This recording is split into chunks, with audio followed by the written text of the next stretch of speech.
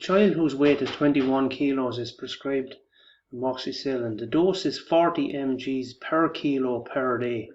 If the child has received 4 doses per day, how much amoxicillin should the child receive at each single dose?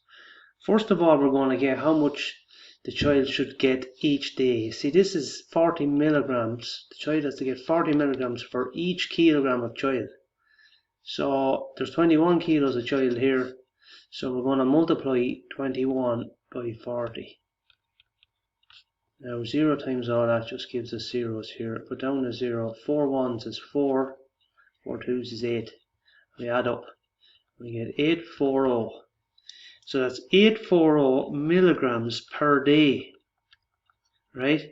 We're not per kilo now because we've multiplied it out. So that's how much this child should get each day. The question is, the child receives 4 doses per day. How much should the child receive at each single dose? So it's going to be 840 divided by 4. 4 into 8 goes twice evenly. 4 into 4 goes once. 4 into 0 doesn't go. So our answer is 210 mgs per dose of the 4 doses. 210 mgs 4 times a day.